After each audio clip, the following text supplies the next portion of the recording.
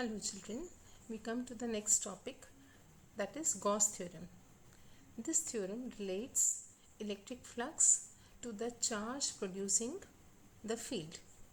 Okay, this law states that electric flux through a closed surface in free space is equals to 1 upon epsilon naught times the charge enclosed within the surface. I repeat, electric flux through a closed surface in free space is equals to 1 upon epsilon naught times the net charge enclosed within the surface. So to state Gauss theorem, to apply Gauss theorem, we need a closed surface. This closed surface is also sometimes referred to as Gaussian surface.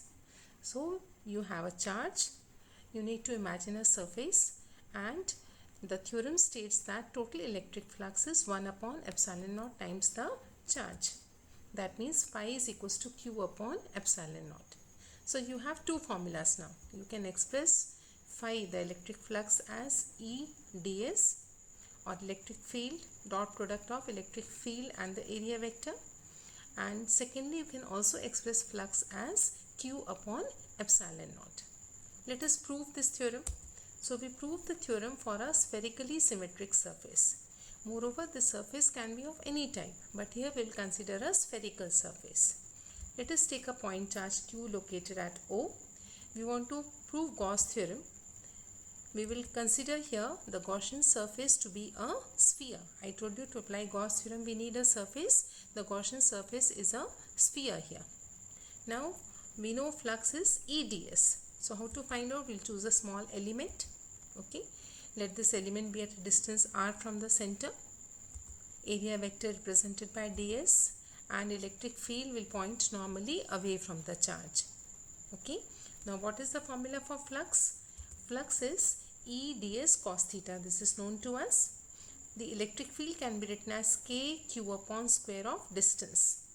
Okay, and of course ds into cos theta. Correct? Now we can see E and ds are in the same direction. So theta will be 0 and cos 0 is 1. Therefore flux will become 1 by 4 pi epsilon naught q upon r square into ds. Okay. Now to find total flux, we need to put up the value of ds as total surface area.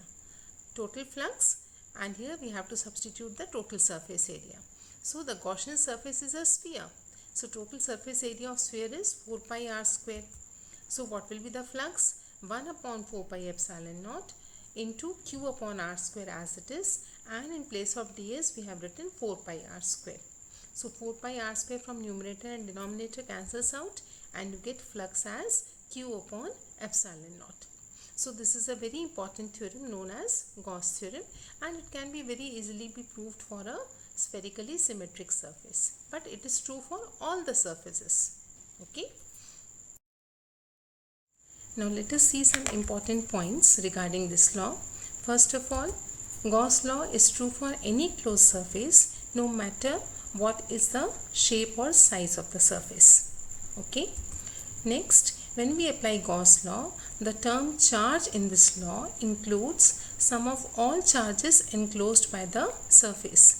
The charges may be located anywhere inside the surface. Okay, you have to take total charge that is present inside the surface.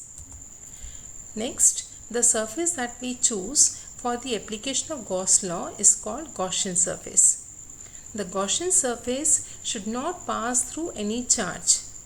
Actually, the Gaussian surface should enclose the charge, but it should not pass through any charge. Why?